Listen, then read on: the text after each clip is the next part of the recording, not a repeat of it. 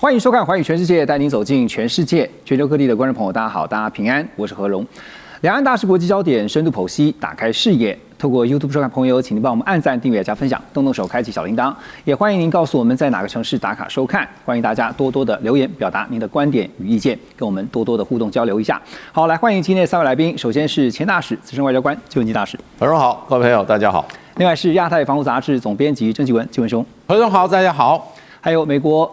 共和党前亚太区主席方恩格 Russ， 大家好。好，今天跟3位老师来看的，就是上个礼拜我们看到了2月28号这一天呢，美国跟以色列联手出兵攻击了伊朗，到现在已经打了1个礼拜了，到底什么时候会落幕？现在还是众说纷纭。那中东的战火呢，也因为这场攻击行动持续延烧当中。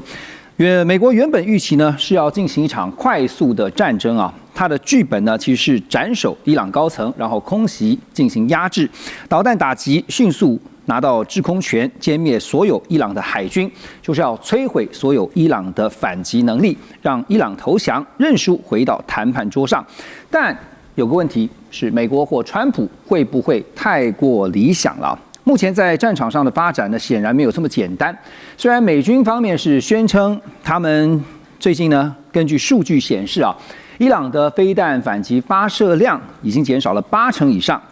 美国海军呢，也集成了30多艘的这个伊朗船舰，战场的优势正在扩大。但在另一边呢，也看到伊朗呢连续发动了几波的攻击，那明显的就是要来报复美国，特别瞄准了美军基地来打击啊，像是导弹击中卡达的铺路爪的雷达，那摧毁多地的美军雷达系统，还有呢，就是在中东第3套的萨德防空系统被伊朗给击毁。无人机跟飞弹也袭击了美国跟以色列总共有27处的基地。伊朗方面也宣称动用了卡德尔380这个导弹呢，击中了美国驱逐舰，但是这个消息呢被美方否认。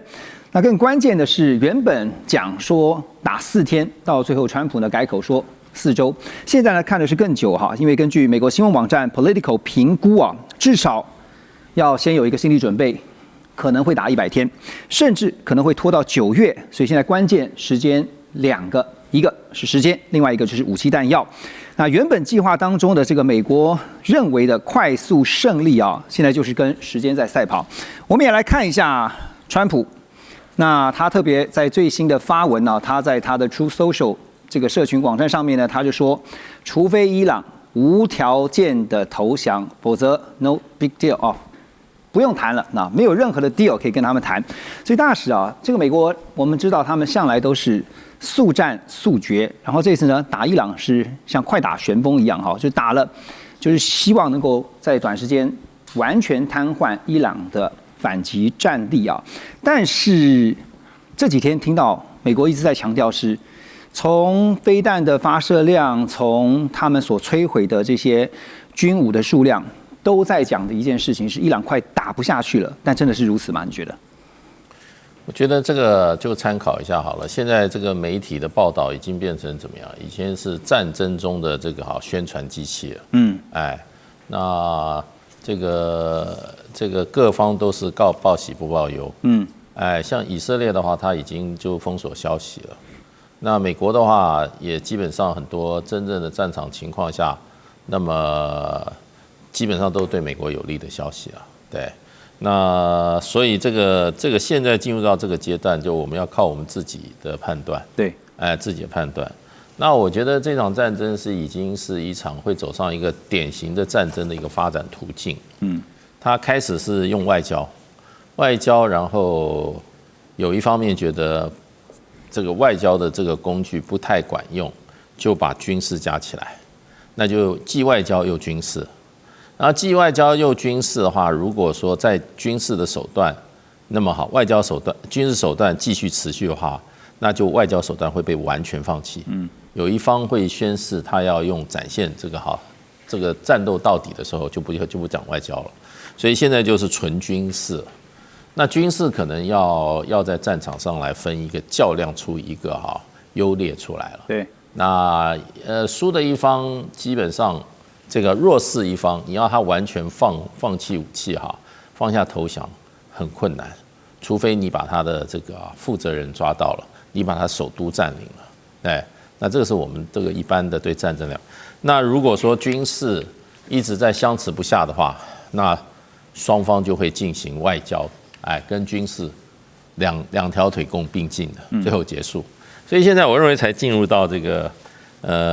第3阶段，哎，这就是军事较量的阶段。当然这个时间只有短短7天了，对，从228开始嘛，到今天大概整个1个礼拜。是，那这个基本上的话，我觉得变化比较多的是川普，哎，川普事实上从他表情的变化也非常大，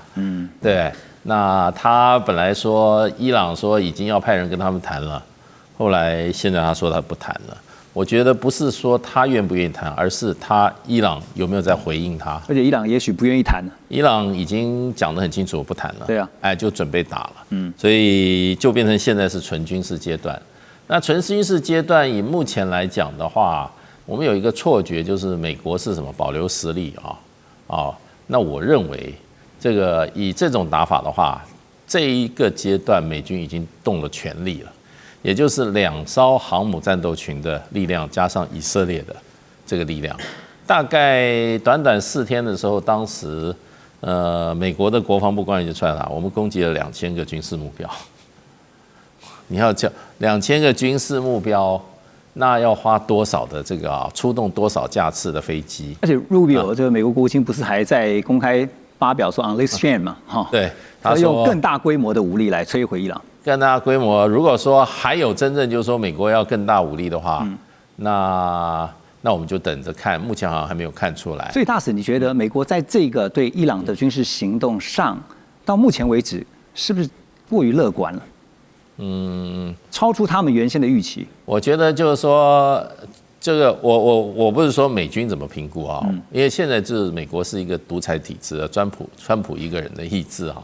我觉得川普事实上他有赌博的成分，哎，他没有必胜，可他有赌博的成分，因为他所预期的事情都没有发生。第一个就变成把这个哈梅尼等48名伊朗的高层政军领袖移过端了以后，并没有发生伊朗的政府失灵或者崩溃瓦解，也没有发生伊朗人民大规模的这个起来推翻现政权然后迎接美国政府让川普一起来决定他们最高领袖是谁的这样的一个发展。对，所以这2个发展都没有出现的情况之下，那川普可能是寄望这2件事的话，那就变成就是说，那他是落空了。所以目前的发展似乎没有照着美国或者是川普的剧本在发展这个是不是超出了美方的预期呢 ？Russ， 你觉得？问题是川普在最近几天他一直在改口啊。对，没错。所以他的目标到底是什么？其实我们目前都不知道。那感觉上是一种见招拆招，看到形势是怎么样，然后他立刻换另外一种说法。认真的说，至少有一个目标是很清楚，那就是要降低伊朗对周边的国家的危险。所以不管川普怎么说，不管他今天接受访问或在社区媒体这么写，对，然后明天有改口的话，但是至少有这个目标，所以即使这个神权政府继续执政的话，那美国的一个基本的目标要降低他们对周边国家，不管是波斯湾、阿拉伯国家，还有以色列的降低这个风险了。那的确是美军正在处理这个问题，所以即使结束之后，神权政府还在的话，我们可以肯定的说，他们的军事能力的确是会变比较弱。OK， 你讲到周边国家因为其实现在这几天大家也在看，就是说，刚刚一开始的时候我们有特别提到有2个非常重要的变数一个就是时间的压力，另外一个呢，当然就是弹药的库存时间压力上，其实不只是伊朗，特别是对美国是如此因为呢，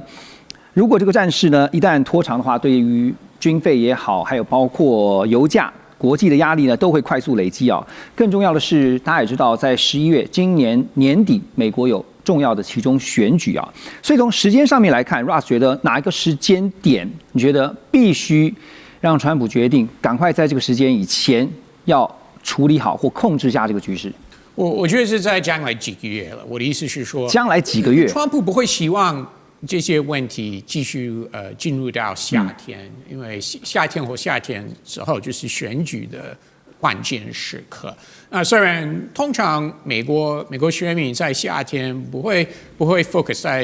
11月初的选举，所以通常我们都会认为选举的关键时刻就是在9月初才开始，就是投票日的倒数2个月。但是如果美军正在国外打仗的话，那当然美国选民会继续看这件事情，会关注这件事情。尤其是如果有美军伤亡的人数的话，那当然选民会很关心。而且拖下去，如果打得越久，那个伤亡可能的数字就会越有可能会增加。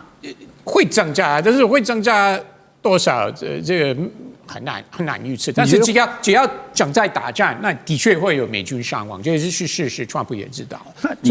所以从政治的算盘来看，那当然川普会希望这次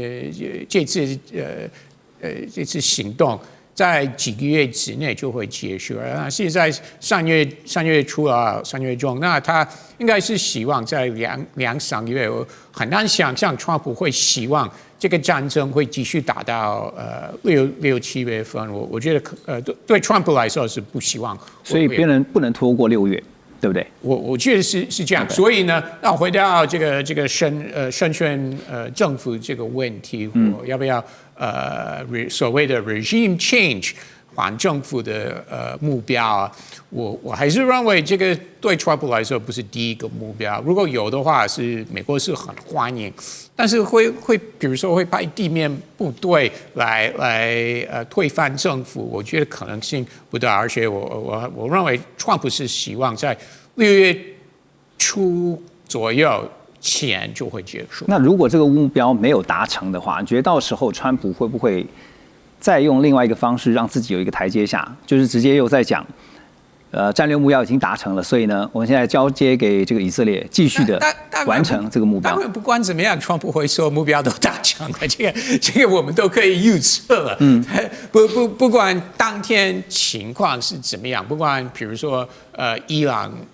军方手上还有多少枚飞弹 ，OK， 还有多少架战机等等。不管这个胜选政府还在，那当然到时候川普会说我今天决定结束。我们目标都达成了，他一定会这样说。好，所以一个直接的问题，你简答就好了，就是现在的局面是不是美国或者是川普始料未及的？他没有预料到会演变成现在这个状况，是吗？我不会这么说。你不认为 ？OK， 因为不管川普接受访问或在社群媒体写什么，他当然知道打仗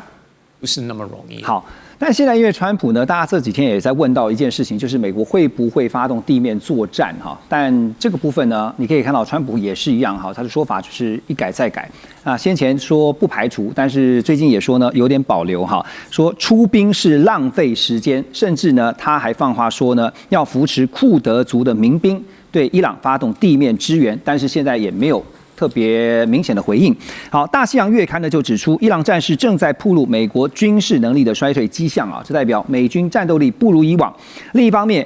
也使美国陷入了前所未有的孤立，包括传统上美国的盟国呢都表态不会参与。像西班牙，我们举其中一个，西班牙呢就是坚持不开放基地让美军来使用哈。所以回到一个简单的问题，纪文兄觉得为什么发动地面战会这么的困难，会让美军暴露在多大的风险下？我想，首先最明确就是这个美军2021年才从中东地区这个撤出伊拉克和阿富汗嘛，特别是阿富汗。然后阿富汗和伊拉克战争打了20年哦，美国人的这个消耗是非常非常的惊人，包括有人估计整个阿富汗20年占领时间2.26兆的美元的支出，而且那时候一些资料数据就是平均每个月花在伊拉克和阿富汗的经费是120亿美元。天哪，大动！这个对美国来讲，大量的国家资源的消耗哦。而且大家注意到，美国总共有军人投入阿富汗和伊拉克，大概是前后400万的这个军人。这些军人退伍以后，相关的包括有伤残，有可能战场的创伤，还各种福利后来的照顾。那2020年的时候，估计大概整个支出其实也很惊人，大概2兆美元左右，而且这笔费用随着时间拖越长会水涨船高。大概2050年的时候，这些上在的这个曾参战过的军人花费大概还要6.5兆美元。是，那这就明摆着这些用兵是非常昂贵，而且更重要的就是伊朗是一个大国。164万平方公里，那是台湾的大概，台湾才36000嘛，台湾的45倍。对，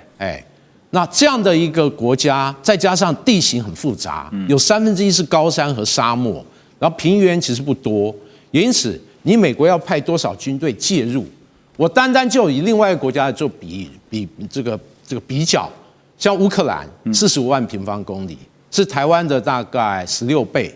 那2025年的数据，俄军投入在乌克兰战场在70万人，试想164万这平方公里的这个伊朗，美国要投入多少地面部队？那美国的地面部队就2025年的数据，陆军大概45万，再加上后备部队和这个国民兵，大概还有40到50万之间。那陆战队大概16到17万，你要多少比重要用在这个伊朗这个地方？因此，就伊朗的整个国家地理状况、它的地形，还有你美国的能动用多少的军队，再加上刚才有讲到这个弹药问题，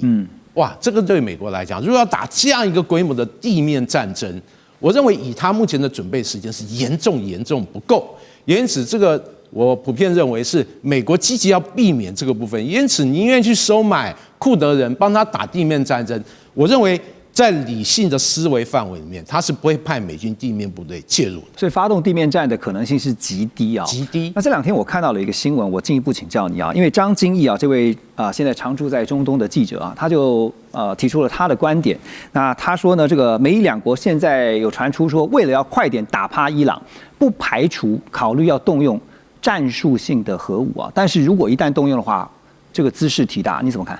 我认为战术性核武是不太可能，特别是这个俄乌战争打到这个份上，那俄国人也常常暗示，说我要不排除用战术核武，但打到现在，哪怕攻坚几个绞肉机般的战役，我们也可以看到俄国人其实没有动用战术核武，因为毕竟这是他潘朵拉的魔盒，没错。如果一旦打开，这个后来的战事升级远非你战前所想象和计划。因此，这个红线，我认为不只是俄国人，我想美国人、以色列人，他对于这个重要的红线也是不敢轻易碰触。是，确实啊，因为如果真的是动用了战术性的核武的话，恐怕我们真的要想的是，会不会因此而引发第3次的世界大战啊？但是现在在伊朗的这个整个战场上的局势呢，确实证明了一件事情，就是美国当初所想的伊朗其实蛮好打的，事实上并非如此。马上回来。中美互动牵动全球，美中竞争，地缘争霸，外交、军事、科技、经济，多元观点，权威分析，一同掌握2026全球新秩序、新赛局。每周6日，寰宇全世界，带您走进全世界。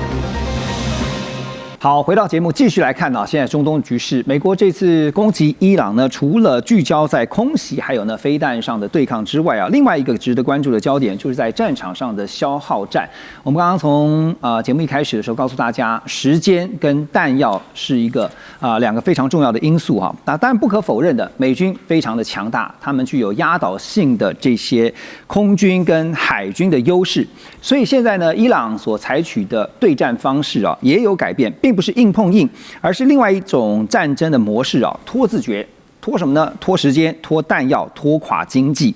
这2天呢，在战场上呢出现3个明显的变化。第一个就是伊朗大量使用无人机跟低成本的飞弹。第二就是呢，攻击节奏变成了高频率、小规模，采取多点打击。第3呢，就是指挥体系采取去中心化的作战决策模式。而这套战略呢，其实是多年来伊朗所建立的马赛克防御体系啊。它的核心概念是指挥体系去中心化，让各个小单位可以自主作战，多点分散打击。换句话说，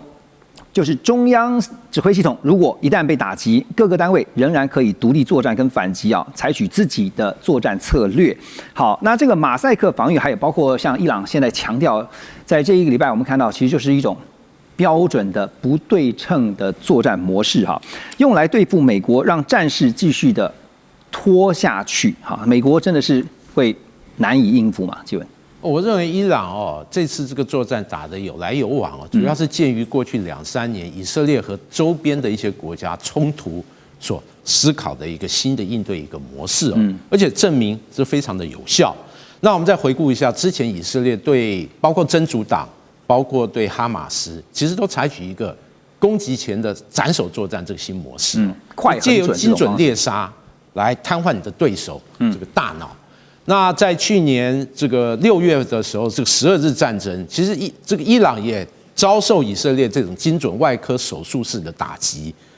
当时大家都这个还印象深刻。很多革命卫队的重要指挥官或者他核科学家，其实当场被击杀对，因此如何分散他的指挥体系，去中心化，然后扁平化，然后就是我们说的马赛克的作战模式，变成他一个维持他基本国家运作和军事反击一个重要的应对手段。因此就目前来讲，已经把全国31个省划为这个31个军区。然后各军区的指挥官负有按计划实施反击和对目标实施攻击这样的一个作业的能力，这个就让美国和以色列难以对这种31个就是军事这个点，实施一个这个一网成擒式的打击。因此你瘫痪几个点，别的点还是可以有效攻击，就是单独作战。对，然后而且这个伊朗。结合这个12日战争的经验，就是利用各种弹道飞弹、各形式的飞弹和无人机，大量对以色列和周边国家美军基地实施攻击。特别是对海湾国家的美军基地实施攻击，这是和之前12日战争不一样的地方。但共同的就是以这个小规模、多频次、然后多点的方式攻击，让的对手难以有效实施这个防御和实施反击。那这状况其实就目前来看只要弹药，特别是弹道飞弹维持一定的数量，尤其是这种高超音速、这个突防性强的飞弹，还有一定的量，可以保有你的实时打击能力。再辅以你大量廉价、那管多可消耗的这种无人机，如果持续去应对的话，它可以把时间加很长。特别我认为无人机这个部分是一个非常关键，它可以遂行伊朗本身带有人民战争特色的一个作战的模式。人民战争以前大家说小米加步枪，现在人民战争变成低廉价、可大量消耗、可大量使用无人机，变成你的人民战争一个很重要的利器。对这个部分我认为伊朗在这个部分是有优势的。毕竟之前像见证者这种无人机，大家认为有效，而且可以大量消耗。那在对以色列和周边国家的攻击和反击里面，也确实让这些国家平白耗掉大量昂贵的防空飞弹来进行拦截。这个策略我认为应对来讲，确实是他手上一个很好用的一个王牌。对无人机的话，这个根据外媒的报道，2万美金左右那跟你这个防空飞弹动辄几百万的，那当然这样划得来那所以就用这样的消耗战。所以刚刚静文兄提到的是，现在关键就是还有一个很重要，就是要看他们的库存弹药的库存。那当然呢，另外有一个关注的发展就是全球现在恐怕还要小心的是这个战场它的效应会不会外溢会不会不只是在中东、在伊朗这个战地而已？那最近几天呢，美国境内也接连看到发生了多起大型的枪击事件，而部分案件呢，甚至被怀疑有可能涉及极端组织。因为最近听到了99岁的伊朗宗教领袖大阿亚图舍拉子，他就公开宣布，他呼吁全球的穆斯林对美国跟以色列发动宗教圣战。而路透社也引述了德国官员的说法，指出伊朗可能动用潜伏在欧洲的休眠细胞展开报复的行动。所以如果是以宗教作为号召，其实是非常恐怖的。因为呢，如果有这种对于宗教极度狂热的，特别是极端的伊斯兰分子的话，在各地发动恐怖攻击，那这场战争恐怕就不只是局限在伊朗跟中东地区了。大使怎么看？对，这个是一个，我觉得是一个很合理的一个担忧啦。那其实这一次欧洲在这场战争里面，大部分都没站在美国这一边啊，就是因为它国内的这个所谓的民族比例的问题。那欧洲尤其西欧，它国内的总人口里面，很多国家它的这个回教徒的比例都已经接近10%了。所以这是一个很大的一个人口构成的部分。而且更进一步的就是说，这些国家，法国、比利时很多国家，英国，他们这些回教徒已经不是第一代移民了，他可能第2代，可能第3代。所以在上一波的美国这个反恐攻击的时候啊，他们就发现所有这种所谓的原生恐怖主义者，那个不是只有在这个中东地区，在英国有，在法国也有。所以原生是什么？就他在英国出生的，他在法国出生的，这很难掌握了。他基本上他不是拿着中东国家的护照，他拿的是英国的护照，他拿的是法国的护照，本身就是法国或英国的公民了。对，就跟那个回教原子主义的时候，那时候出生，那时候中国大陆那个维族，对不对？那个所谓的东突运动，他们也加入了，对不对？所以就变成这个宗教的动员的时候啊，或者是打圣战的时候啊。那你只要给他一些事证，有这个例子出来的话，他发觉他们是因为宗教原因受到这个异教的迫害的话，那这种风潮就很容易被这个所以煽动起来，点燃。那所以这个是一个很大的隐忧。我觉得欧洲国家，尤其西欧国家，在这场战争中态度很保留，就是因为这个考量。这是重要考量之一啦。那美国事实上前一阵在德州也已经发生了。也是一位回教背景的吧，那么他也进行这种无差别的攻击，对于这些无差别在这种公共场合射击了。美国我觉得就是说，现在已经进入到美国境内的，基本上，可能他们在这个社会，尤其在川普执政以后对于这个社会的这种容忍度多元化的这种价值、多元化族群这种观念的某种程度感觉到有一点开倒车的情况下，我觉得会因为伊朗这件事情，再加上伊朗的宗教领袖这样子的一个动员的话，这个所谓的休眠细胞这个苏醒，这个是很危险的，很危险的，非常危险。而且我马上可以想到，就是说，万一真的发生了类似的状况的时候，其实对于全球旅游观光，这是会非常非常大的一个影响。那任何战争其实呢，刚刚也特别点到有一个重点就是对于交战的各方呢，弹药的库存是非常关键的美国弹药库存呢，当然因为这次的军事行动呢，也在快速消耗当中。可是呢，你也看到川普呢，他最近的发文一个最新的发文，他说呢，他已经跟这国防相关的一些制造厂商呢，都进行了非常良好的会议呢。言下之意就是告诉大家说，美国呢，不用担心弹药短缺的问题甚至如果真的不够的话怎么办呢？就调弹药到中东地区就好了。但是伊朗现在采取的策略呢，被外界形容说是一种非常残酷的战术，叫千刀万剐也就是不断的发射低成本无人机。那刚才纪文兄也特别提到了无人机未来是一个很大的关键。还有呢，就是持续消耗对方高价的防空飞弹，把战争变成了一场成本竞赛。现在美国弹药库存出现压力这2天也波及到了南韩，因为根据韩国的外长证实呢，美方正在商谈要调动驻韩美军的系统，包括像是这个萨德要来支援中东。我先问一个问题美国如果真的要调南韩的萨德的话，是南韩说不就可以了吗？还是我认为，如果美国正式提这个要求给南韩，南韩不得不说呀，毕竟他们是盟友了，没错。然后最重要的无法说不嘛，最重要的安全伙伴，就是美国了。所以虽然这个南韩总统是比较偏左了，那我认为。他基本上的态度，即使他没有公开说，他也是反对美国这次在伊朗的行动但是他不会那么直接，他不敢不敢那么直接批评美国，可能性真的不大。他也要考虑到贸易方面，因为不知道，虽然他们两国有达成贸易协定啊，去年就有了，但是川普已经说得很清楚，比如说西班牙最近批评美国，川普说会使用贸易方面的报复行动，来应对西班牙的批评，所以南韩总统也要考虑这一点，所以我觉得如果美国真的有提这个要求的话，那南韩不得不同意。但是如果因此而使得东亚这边的防卫弱化，这个问题怎么解决？这是一个暂时性的调动而已，暂时调动，这当然是暂时了，所以够久了就会调回到南韩，而且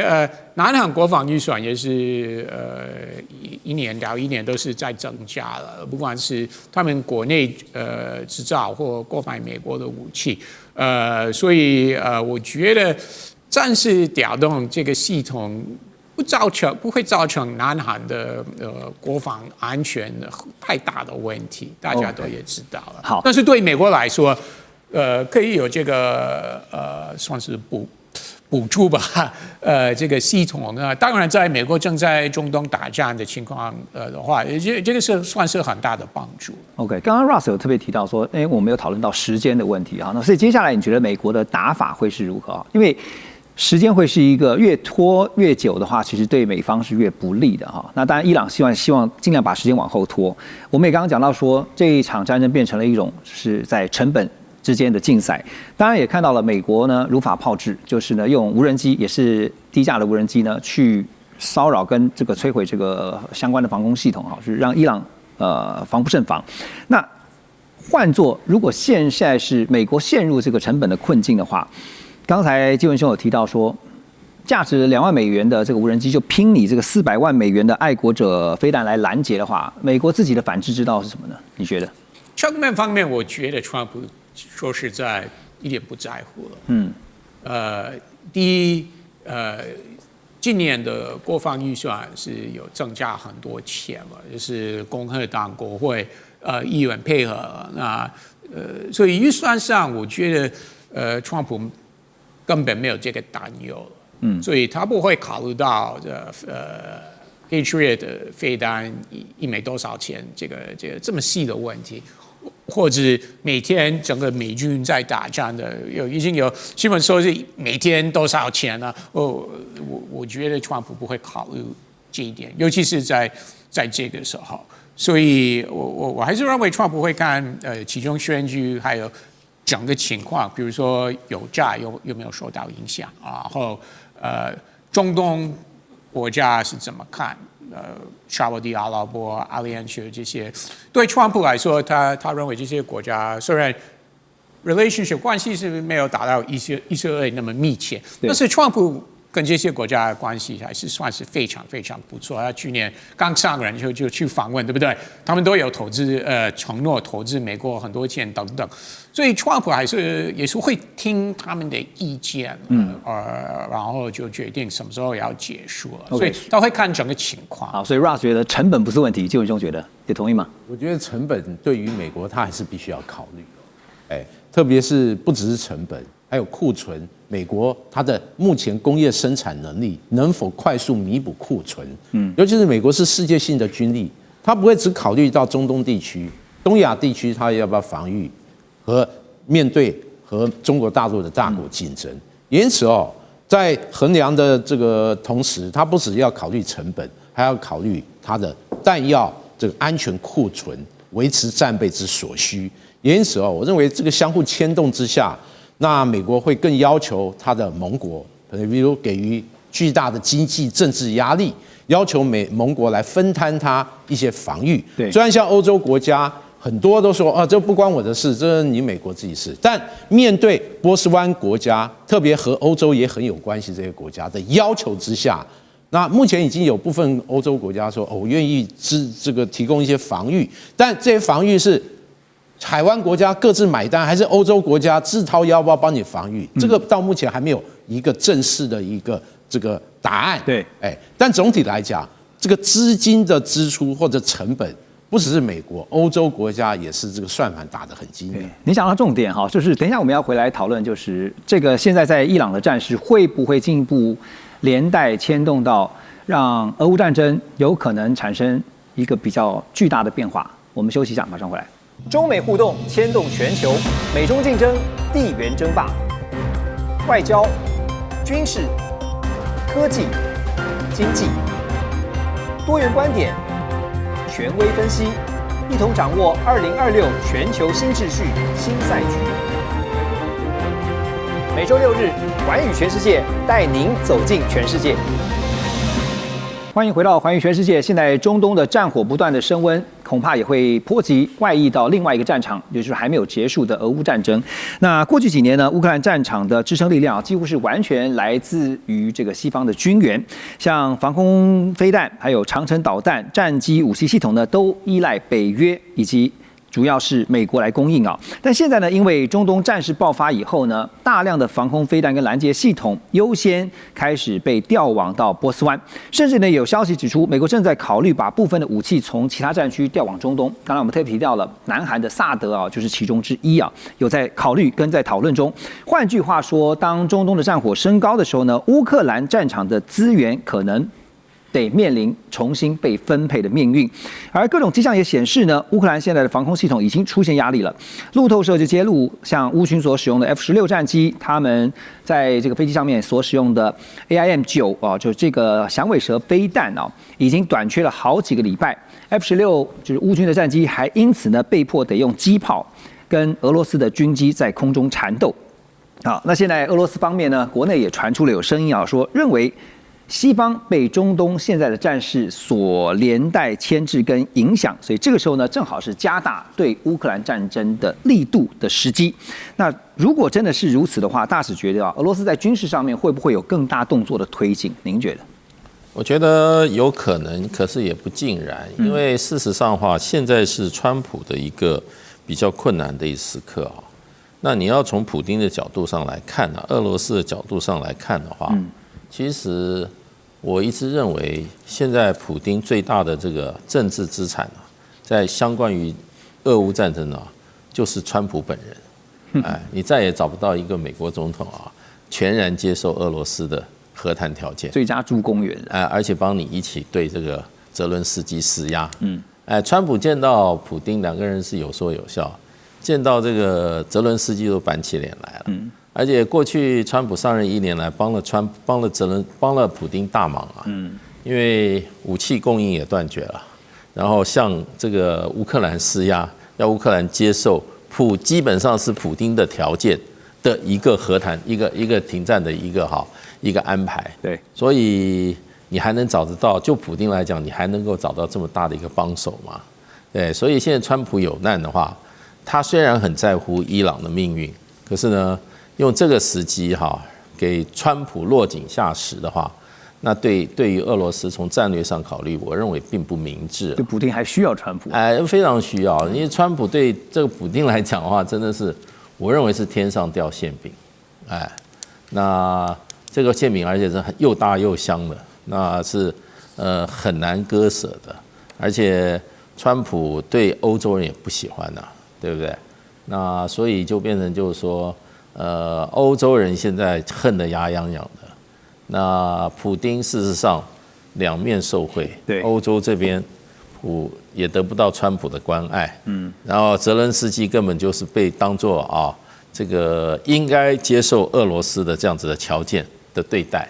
所以我们照一般的判断说，这个就是你这边吃紧了，那我这边机会就来了。可是我觉得要从拉一个战略的高度来看的话，我觉得这不是对普丁有利的事。对，您讲到泽伦斯基最近泽伦斯基的一番发言也蛮耐人寻味的，因为呢，他最近就证实说，美国希望乌克兰协助保护波斯湾盟国免受到这个伊朗无人机的攻击但基辅方面就提出了一个条件，就是呢，用乌克兰生产的廉价无人机拦截器来交换目前各国库存的爱国者防空飞弹。可是现在中东战场，我们刚才也提到了弹药就是面临吃紧的问题现在最缺的就是爱国者飞弹，不是吗？确实那乌克兰在反无人机这个部分，我承认他可能是世界上这个最有作战经验、相关反制的战法战术可能最成熟的国家。毕竟我们看俄乌战场，那每天这个激烈的时候，这个俄军都大量动用飞弹结合无人机，对于乌克兰全境，包括乌西的一些重要城市和军事目标实施攻击。而且我们看乌克兰国防部公开的一些数据里面，它对于无人机的反制或击落数量，其实按照它的公报，好像这个击坠率或防御率也相当的高哦。但是这个部分对于周边的波斯湾国家来讲，只能这个补充部分的需求。反无人机这个部分，你可能有比较好的战法战术，但是实实在在要做到有效防御，其实还是要靠欧美这些防空飞弹、防空武器。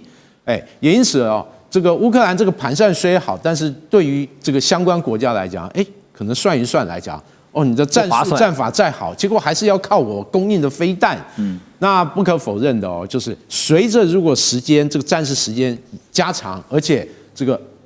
伊朗这种无人机还是持续性的攻击，那对于这个弹药库存，特别是欧美国家的防空飞弹，包括反导飞弹的生产能力相对比较有限，没有办法大量短时间快速增加，因此哦，这样的一个供需挤压的效果，自然而然乌克兰可以分配到的弹膏其实更少。自然而然对于乌克兰战场上它所谓防空和反导的压力也是与时这个俱增，尤其是俄国在逼你谈判的同时，它可能会施以更大的战场压力，让你在谈判桌上你的筹码更少，你必须要根据他的谈判要求来做一些妥协。因此这个战局打下去，自然而然就是有人说这个俄国是这个很大的赢家，我认为也确实如此。而且好整以暇嘛，反正现在就是不大量的推进，就是不大规模的推进，但是就是目前只要是维持盛世、维持优势就好。那刚才提到说，这样听起来、分析起来的话，其实换的几率真的是蛮低的哈，就是无人机的防御器，然后呢来换这个爱国者防空飞弹哈，这样算一算不合算。那现在军事问题以外，还有一个更大的变数，现在大家包括战场内，还有包括呢全球都在担心的一件事情，就是能源啊。因为呢中东局势动荡，使得全球油气的供应再度出现紧张。那原本呢强硬主张禁用石油，就是俄罗斯石油的欧盟呢，现在出现立场松动啊，开始有一些新的动作。英国金融时报就指出，包括欧盟执委会在内呢，最近他们都要求基辅开放现场查验，要证明乌方确实正在努力恢复石油的流动，但是乌克兰方面呢，立刻就以安全理由拒绝。那没想到呢，就看到了匈牙利就立即扣押了乌克兰国家储蓄银行的7名员工，还有这个在银行运输车上的4000万美元、3500万欧元跟9公斤的黄金。于是呢，泽伦斯基呢就改口，赶快表示说，他不愿意重启输油管输送俄罗斯的石油。但有一个前提啊，就是如果欧盟援乌计划因此受到阻碍的话，那这个输油管道呢，可以在1个半月内就恢复运行。而同一时间也看到了，普丁也是放大决，出了一个大招哈，他说用断气要停止供应这个天然气呢给欧洲来威胁啊。所以现在看到，为了这个能源，大家其实都在想自己的利益。对欧洲来讲说，如果真的断了天然气，那真的就是非常非常的吃紧哈。那各怀鬼胎 ，Russ 怎么看各方的盘算？其实很多事情没有因为美国轰炸伊朗有任何变化，那就是说，川普的立场非常清楚，从早就向泽连斯基施压，你要接受几个基本的条件，比如说要接受部分国家领土由俄罗斯继续占领。所以不管怎么样，油价涨或欧洲目前没有什么就是能支援乌克兰，不管是现金或武器，会有生变了。但是有一些基本的事情是没有变，那是在乌俄停止这个战争的最关键国家，并不是欧洲国家，还是美国对，还是美国。那泽连斯基也知道这件事情，所以虽然乌克兰还没有正式接受美国跟俄罗斯的条件，但你看泽连斯基第一时间就说美国需要什么帮助，我们就愿意提供。因为泽连斯基知道关键也在于美国。关键真的是在于美国。所以欧洲国家他们当然是会考虑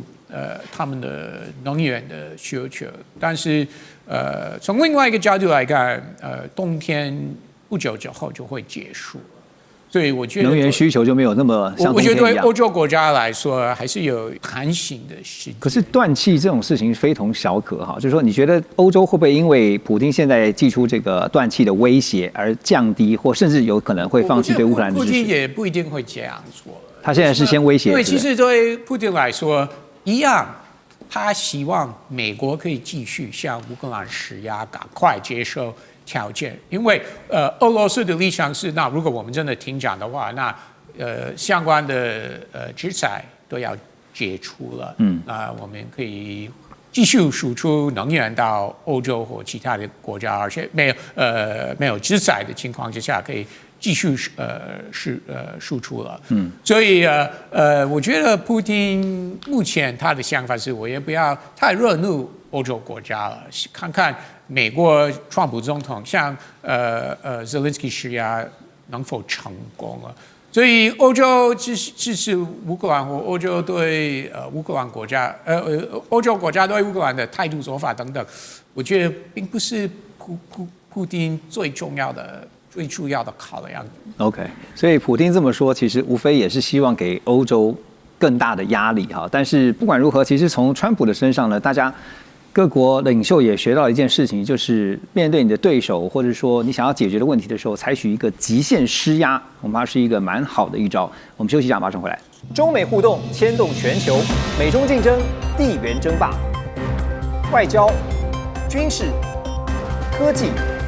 经济，多元观点，权威分析，一同掌握2026全球新秩序、新赛局。每周6日，寰宇全世界带您走进全世界。好，回到节目，在这一段我们要特别来看一下，关注在最近中国大陆呢，在网络上面出现了一部非常火红的 AI 短剧啊，这个片名叫做《霍去病》。霍去病可能有些年轻朋友如果不熟读历史的话，可能并不知道，其实他是呢在西汉武帝时代对抗匈奴的名将。啊，在历史上是赫赫有名的。那这部短剧呢，其实被人讨论跟这个热度爆表啊，主要是因为呢，它只花了3000人民币的成本。更惊人的是呢，它只花了2天的时间就制作完成，最后呢还创下了5亿次的播放量。而这部作品呢，几乎完全都是由 AI 生成，从它的剧本、画面、每个镜头、剪接、配音，全部都是 AI 一手包办。而更让人震撼的是呢，制作成本呢，刚刚也特别提到了，只是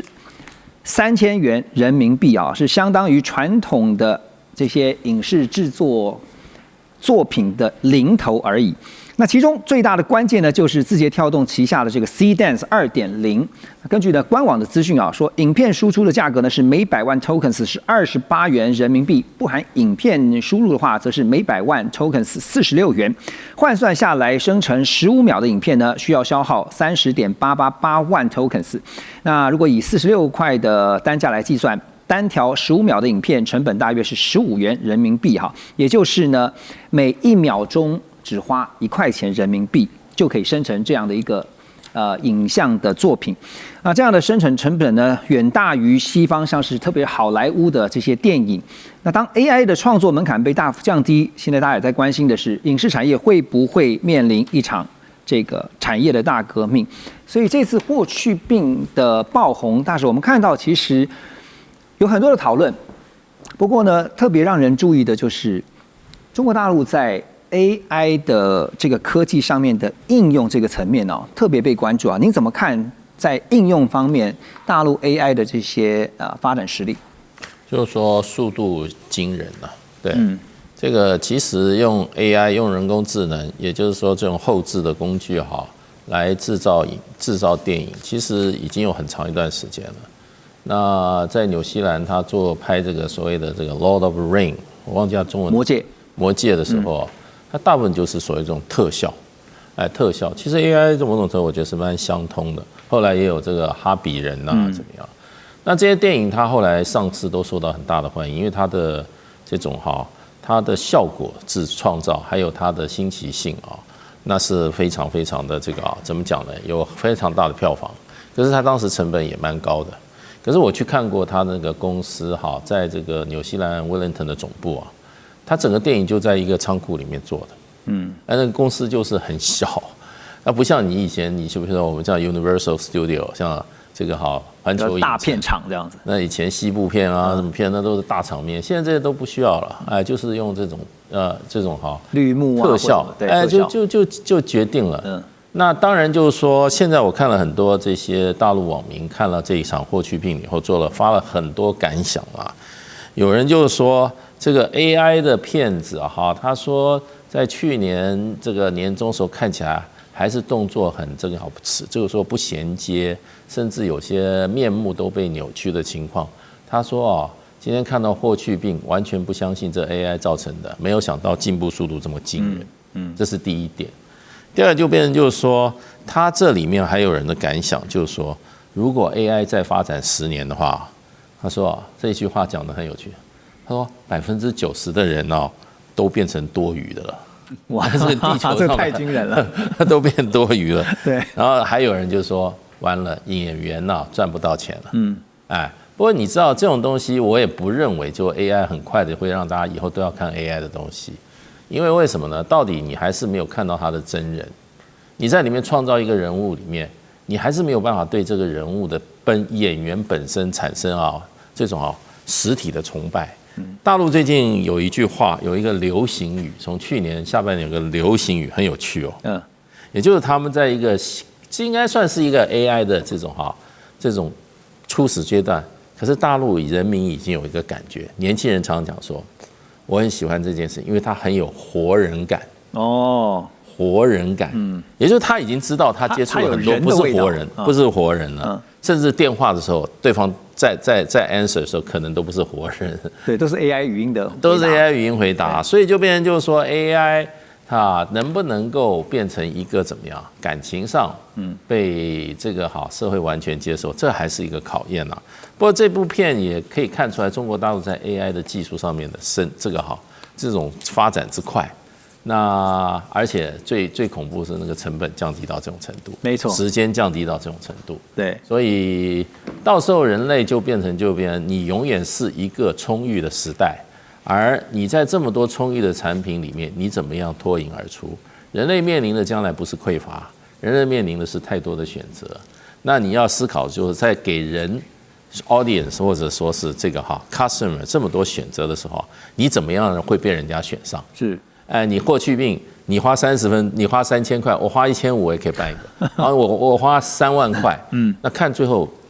那个还是用人的那个最基本的感官各方面的情感因素在决定的事情还是无法取代。是这次霍去病这部 AI 短剧就是被大家讨论最热烈的2个数字，当然就是提到它的成本只有3000块人民币，然后呢有5亿次的播放。那比较这个好莱坞特别如果看到是好莱坞的大成本的制作，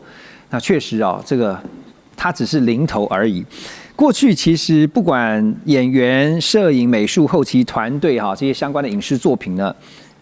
都是非常花钱的，但是现在只需要一台电脑，再加上一个 AI 模型像 CDance 2.0生成影片的能力，这次就让各界大为惊艳。对于影视产业的冲击 ，Russ 你怎么看？以后还会有工作吗？以后可能不需要这个节目因为就可以用 AI 做讨论，对不对？我们4个都是 AI。然后你可以输入我要一个左派、一个右派、一个亲中、一个亲美就好了，对不对？对，刷一个主持人或美女主持人，AI 都可以生成，对不对？但没有活人感但是说实在 ，AI